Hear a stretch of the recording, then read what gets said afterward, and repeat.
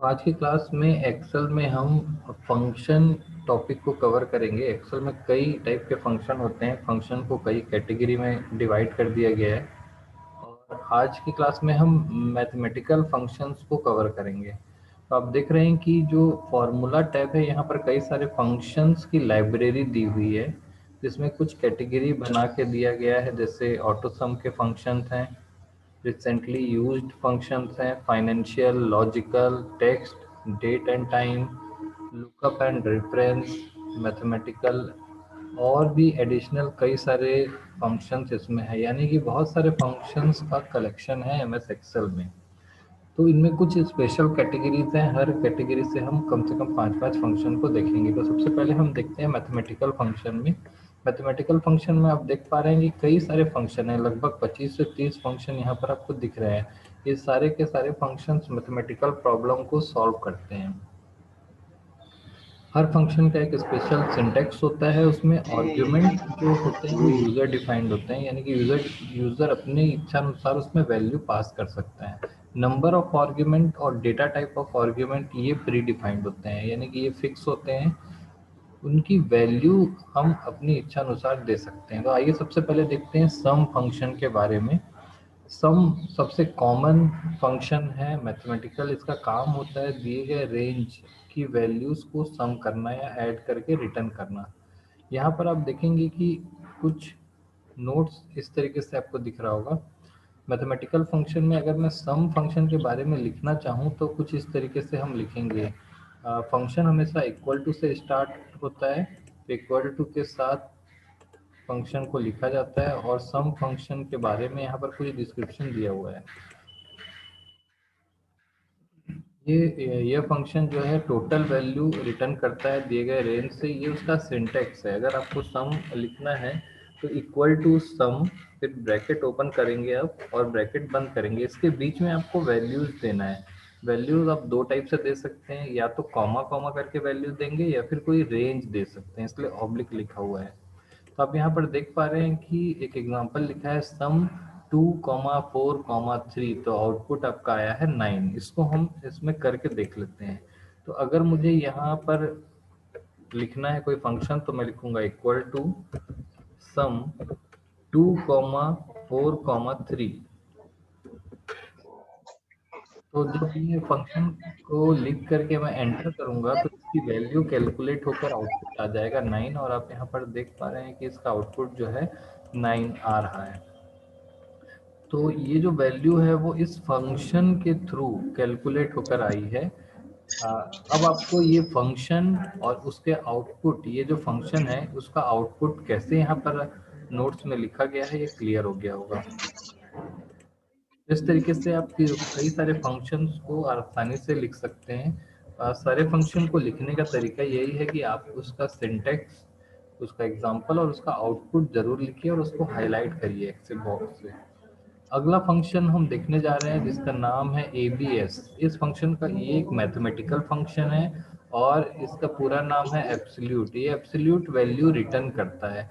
कोई भी फंक्शन जो है वैल्यू कैलकुलेट करने के बाद रिटर्न करता है, यानी जो आउटपुट आता है उसको टेक्निकल वर्ड में रिटर्न करना कहते हैं।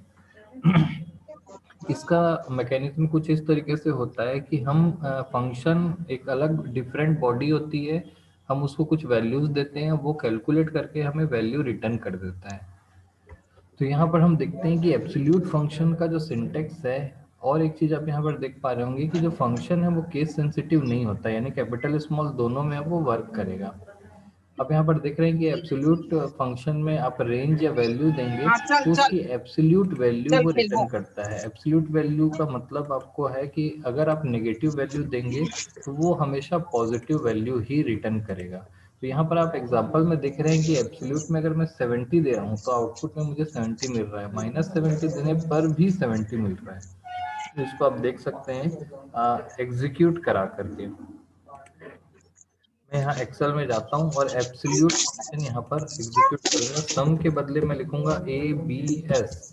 आप देखेंगे कि आप यहाँ पर लिखने का कई तरीका होता है। आप यहाँ पर डायरेक्ट लिख भी सकते हैं या फिर उससे सेलेक्ट भी कर सकते हैं। तो मैं यहाँ पर ABS में लिख रहा हूँ 70। तो आपको पता है कि 70 की एब्सोल्यूट वैल्यू 70 ही होती है, एंटर करने पर 70 आउटपुट ही आएगा। जबकि मैं -70 दूं अगर यहाँ पर, तो भी आपको 70 आउटपुट ही मिलेगा। एब्सोल्यूट वैल्यू में नेगेटिव वैल्यू को रिमूव कर दिया जाता है, या फिर जो साइन होती है प्लस और माइनस की, उसको हटा दिया जाता है। तो एबीएस फंक्शन एक ऐसा फंक्शन है जिसमें कोई भी वैल्यू देने पर वो उसकी हमेशा पॉजिटिव वैल्यू ही रिटर्न करता है। और इस फंक्शन को हम यहाँ तो डायरेक्ट टाइप कर सकते हैं, या फिर हम यहाँ पर ऐसा इंसर्ट कर सकते हैं। फंक्शन में जाएंगे, मैथमेटिकल फंक्शन, हमको एबीएस फंक्शन यहाँ मिलेगा।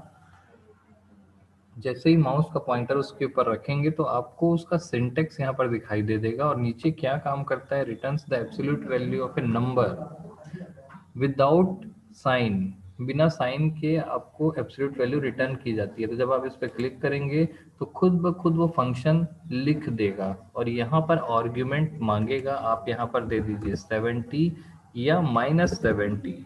तो आप देख पा रहे हैं कि -70 देने पर भी आउटपुट 70 आ रहा है, जबकि 70 देने पर भी आउटपुट 70 आ रहा है। तो इस तरीके से फंक्शन आप डायरेक्ट लिख भी सकते हैं, या फिर फंक्शन को यहाँ से इंसर्ट भी कर सकते हैं। दोनों तरीके हैं, और इंसर्ट करने के बाद भी वो सेम या तो फंक्शन राइट कर देता है। तो ये था हमारा एब्सोल्यूट फंक्शन।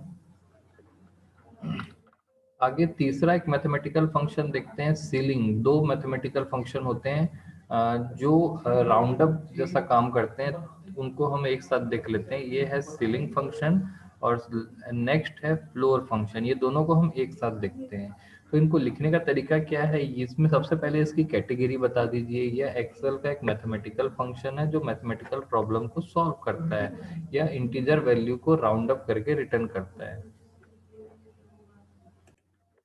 तो यहाँ पर सीलिंग फंक्शन पे आप देख पा रहे हैं कि इसका सिंटेक्स है, आप सीलिंग देने के बाद नंबर लिख करके कोई सिग्निफिकेंस यहाँ पर देंगे, तो उसके बाद वो सीलिंग मतलब अपर वैल्यू, अपर साइड पर राउंड अप करता है।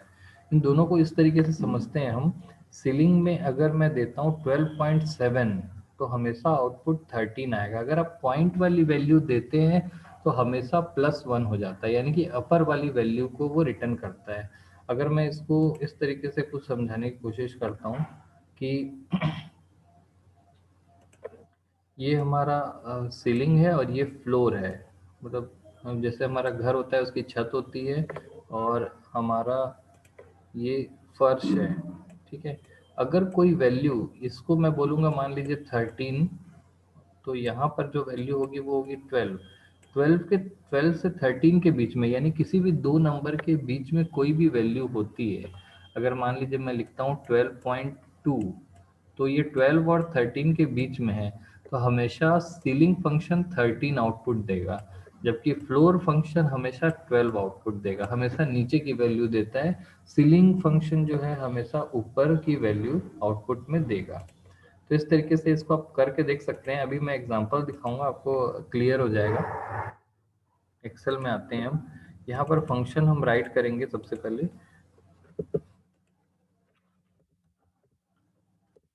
आप यहाँ पर सीलिंग फंक्शन देख सकते हैं। ये जैसे ही आप कोई इक्वल टू लिख करके कोई कैरेक्टर या वर्ड लिखेंगे, तो उससे रिलेटेड फंक्शंस की लिस्ट अपने आप यहाँ पर डिस्प्ले हो जाती है। और ये फंक्शन क्या काम करता है, देखिए राइट साइड में दिखा रहा है, राउंड से नंबर अप, हमेशा नंबर को राउंड अप कर देता है और हमेशा अपर वैल्यू को लेता है।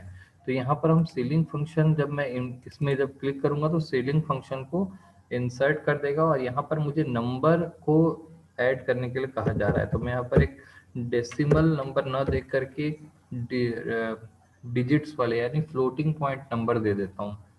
तो आप देख रहे हैं 12.8 देने पर क्या आउटपुट देता है वो। देखिए मैंने वैल्यू दिया 12.8 और आउटपुट कितना आया 13। मैं फॉन्ट और थोड़ा सा बढ़ा देता हूँ।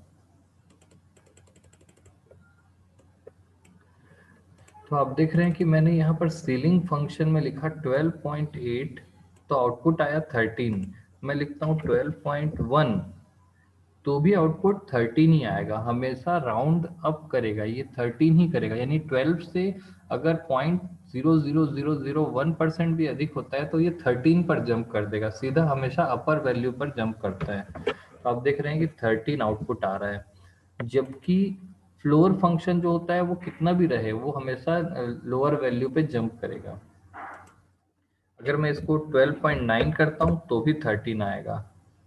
क्लियर है? तो हमेशा ये 13 वैल्यू ही देगा, यानी ज़्यादा वैल्यू ही देता है।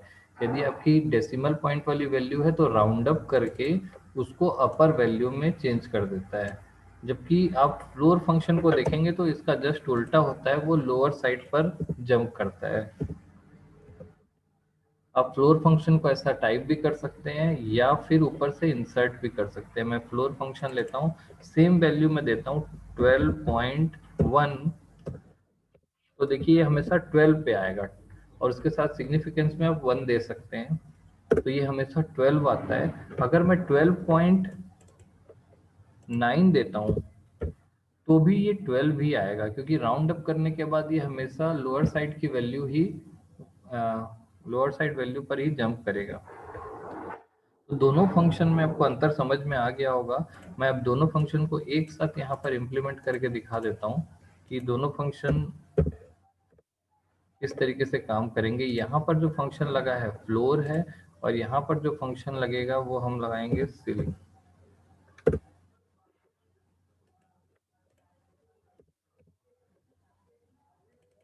और यहाँ पर मैंने दिया 12.9, दोनों में मैंने सेम वैल्यू दी है। तो आप देख पा रहे हैं कि इस फंक्शन में 12.9 देने पर 12 आ रहा है, और इस फंक्शन में 12.9 देने पर 13 आ रहा है। तो दोनों फंक्शन कुछ इस तरीके से काम करते हैं। सेम ऐसे ही एक राउंड अप फंक्शन होता है। Round function